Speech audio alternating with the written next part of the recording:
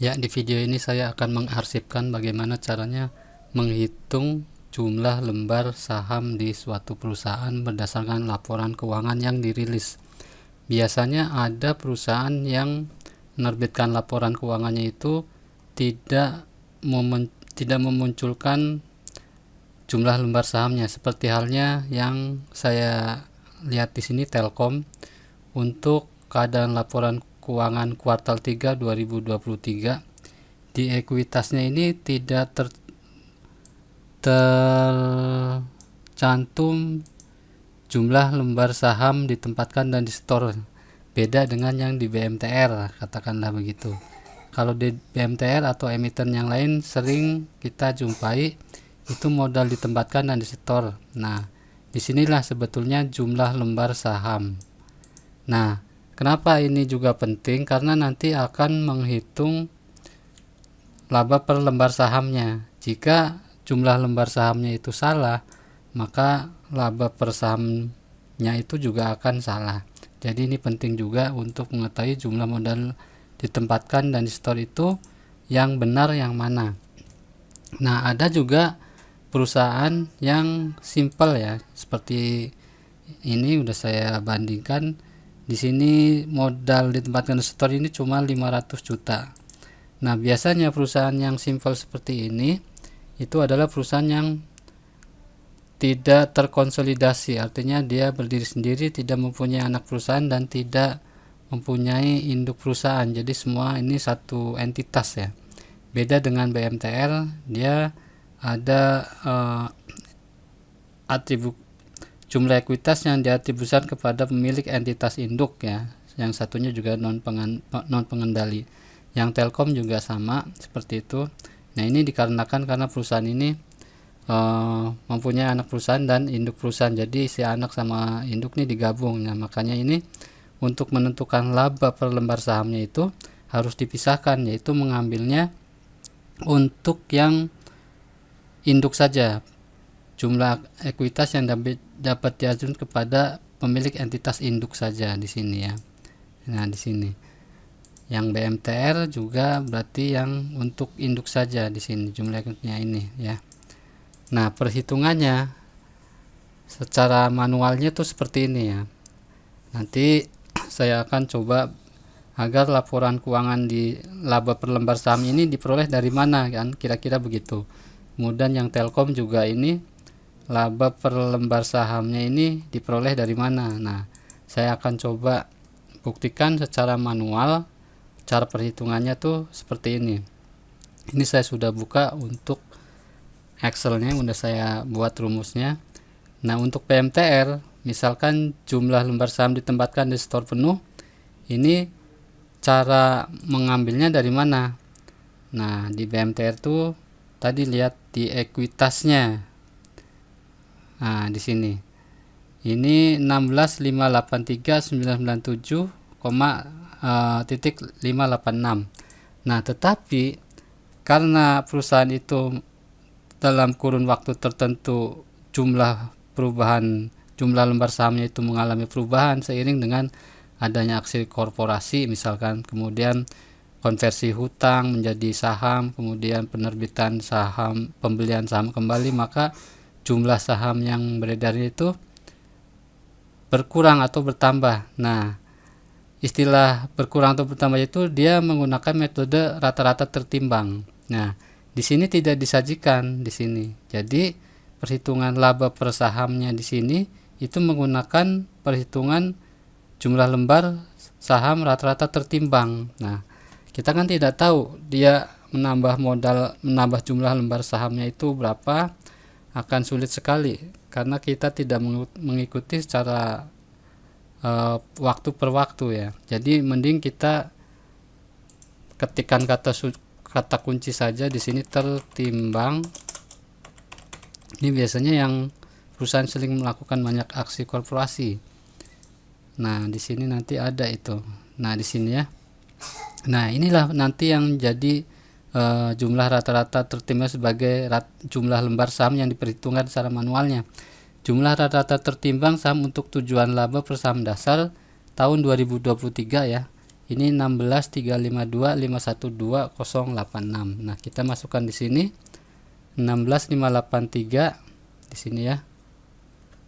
16.583, kemudian 16.352, kemudian 512086. Nah, kemudian laba bersihnya ini kan kita ceritanya sedang menghitung laba per lembar saham, berarti kan laba bersihnya dibagi jumlah lembar sahamnya gitu ya. Laba bersihnya cari di sini. Ini kan Q3 ya, di sini aset pendapatan biasanya di sini nih laba bersih. Nah, di sini. Jadi menghitungnya laba bersih untuk yang pemilik entitas induk di sini berarti ya. Nah, di sini nih 492.348 ya. 492.348. Nah, kira-kira begitu. Nah, dapatlah 30.11. Coba kita cek berapa dia. Nah, ini ya sama ya, persis 30.1. Nah, sekarang kita beralih ke perusahaan Telkom. Nah, kalau di perusahaan Telkom ini nggak ada informasi jumlah lembar sahamnya di sini ya. Nah, kita lihat kalau saya pakai caranya gini. Modal, kalau misalkan di ekuitasnya tidak ada informasi jumlah lembar saham ditempatkan di store, pakainya kata kunci ini, modal saham. Nah, kita cari di sini, kita dari awal dulu ya. Nah, kita close dulu di sini, ininya diparkir di paling atas. Kemudian modal saham. Nah, sini ya. Nah, terus sampai ada struktur modal saham. Nah, ini dia strukturnya. Nah, ini modal sahamnya itu 99.062.216.600. Nah, kemudian saya tulis dong di sini 99.062.216.600 ya. Nah, kemudian karena ini perusahaan juga perusahaan besar, pasti ada terjadi perubahan penambahan modal, penambahan jumlah lembar saham seiring dengan adanya aksi korporasi ya. Nah, seperti biasanya saya ketik tertimbang.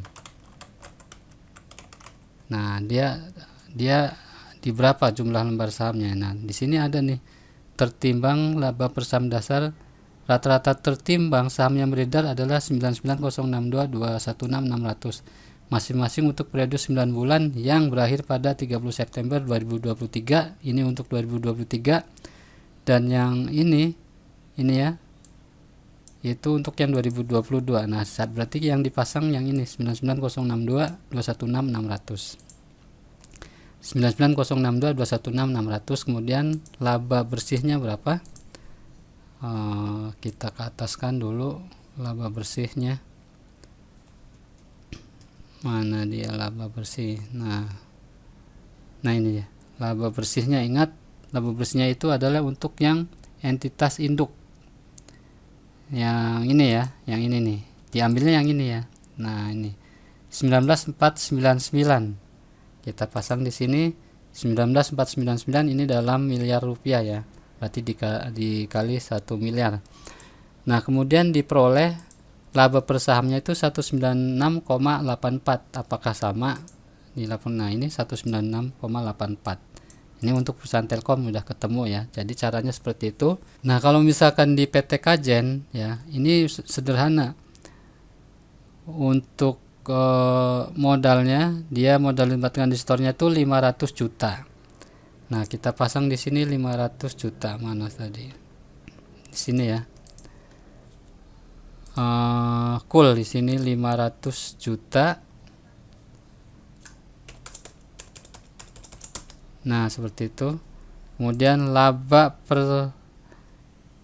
bersihnya berapa? Laba bersihnya itu nih. Laba bersih rugi untuk induk ya. Ini karena perusahaan satu entitas, berarti tidak ada induk, tidak ada non pengendali langsung nih. Nah, ini 1681187096. Nah, ini data yang ini saya abaikan aja karena saya sedang fokus di mencari laba per lembar saham berdasarkan jumlah lembar sahamnya. Nah, ketemulah 3.36. Apakah sama di sini? Ini 3.36-nya ini minus ya, ini rugi ini. Nah, sesuai dengan di laporan. Nah, ketemunya minus 3.36. Nah, persis sama ya. Minus 3.36. Nah, biasanya perhitungan manual ini berguna buat para mahasiswa atau pembuatan skripsi ya. Ini saya sajikan secara manual. Jumlah lembar laba rugi per saham di laporan keuangan itu ini berasal dari mana. Nah, yang ini juga berasal dari mana, yang Telkom berasal dari mana. Nah, caranya seperti itu. Jadi ada beberapa variasi yang di sini Telkom itu tidak ada informasi, di ekuitasnya tidak ada informasi seperti ini. Ya, ini ya kan nggak ada itu. Nah, di sini nggak ada. Nah, kalau BMTR ada. Tapi meskipun ada, di sini harus ketik rata-rata tertimbang karena ada aksi korporasi di sana. Jumlah lembar sahamnya itu tidak real persis seperti ini karena ada bertambah, ada berkurang.